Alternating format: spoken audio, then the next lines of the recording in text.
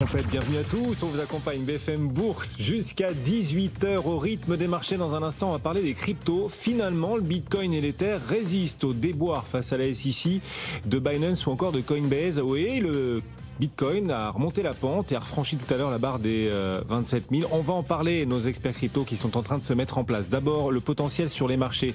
Romain Daubry nous accompagne depuis Bourse Direct. Bonjour Romain. Bonjour Guillaume. Presque une séance pour rien sur le CAC 40, parfaitement stable, 7208 points en ce moment. Sur le CAC 40 même, à part réaliser des petits écarts en intraday sur le futur, oui, effectivement, il n'y a pas énormément de choses qui se passent sur les valeurs. C'est un peu en dehors qu'il y a toujours de l'activité. On le voit sur pas mal de moyennes et petites capitalisations. On manque un peu de catalyseurs. Et puis, dans le même temps, on approche de cibles majeures sur les indices américains. Sur le S&P, on est autour. C'est 4273 environ. C'est un très gros niveau. Ce serait un niveau d'invalidation de toute la séquence baissière construite entre mi-2020 et mi-2022.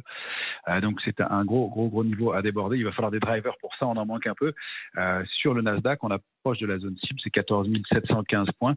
Pareil, ce sera un niveau donc à l'approche duquel probablement le Nasdaq 100, qui est l'indice fort du moment, va marquer une petite pause. En Europe, c'est plus trading range pour l'instant. On est dans une zone de consolidation latérale. Sur le futur CAC 40, c'est situé entre 7158 et 7287. Et à l'intérieur de cette grande zone, on a une petite zone médiane qui est située entre 7192 et 7232. Vous voyez, on fait des petits écarts, mais c'est ce qu'on travaille pour l'instant. Et donc, c'est ce qui nous permet de créer des petits écarts intraday quand le marché n'est pas très actif. On note que le marché est assez creux, justement, que les volumes sont assez faibles, donc il y a pas mal de volatilité intraday sur les valeurs. En revanche, la volatilité implicite elle-même, le niveau du stress sur les indices, il baisse pas mal. On le note, et vous l'avez signalé effectivement, sur le VIX, on passe à des niveaux et des plus bas de 2 ans et demi, et on passe en zone de complaisance. Donc on entre, moi je l'ai fixé de façon un peu arbitraire, sous 15,40. C'est un niveau qu'on peut qualifier de complaisance. Alors ça ne veut pas dire euphorie, ça veut dire qu'on n'est plus en optimisme, mais qu'on est en optimisme assez fort, qu'on ne se couvre plus, et on le voit bien du côté des portefeuilles. Il y a beaucoup moins d'options de vente, beaucoup moins de protection dans les portefeuilles actuellement.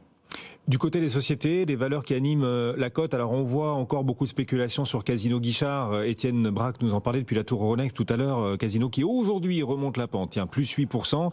Ubisoft au contraire, l'antenne rouge à moins 3,5%. Et puis la valeur du jour en Europe, c'est Inditex, de super bénéfices au premier trimestre. La baisse de la lire turque aussi qui porte Inditex, parce qu'Inditex, la maison mère de Zara, produit beaucoup en Turquie. Et cette baisse de la devise turque face au dollar fait ses affaires. Inditex à Madrid gagne en ce moment, Romain, plus de 5%. Mais au-delà de ces valeurs dans l'actu, est-ce que vous en voyez d'autres qui, pour la suite, envoient des signaux techniques prometteurs ? Oui, il y en a pas mal sur, comme on le disait, small et mid caps. Alors, on en a une sur laquelle on est positionné plutôt à titre dynamique. Le pourcentage de gain, il est de l'ordre d'une dizaine de pourcents, un petit peu plus. C'est Guillemot, par exemple, qui est une recovery importante, qui se met en place doucement depuis quelques temps. Mais elle a ouvert aujourd'hui avec un gap haussier, c'est un signe intéressant, dans une petite structure de retournement. On a Valeo aussi qui construit doucement.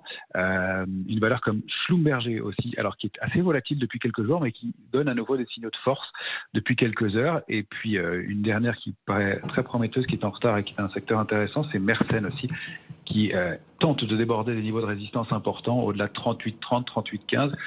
Il y a un signal haussier qui pourrait se mettre en place, qui est à surveiller. Bourse Direct nous accompagne. Merci beaucoup. Romain Daubry en direct sur l'antenne de BFM Business. 16h36, le CAC 40 toujours quasi stable. Wall Street mitigé.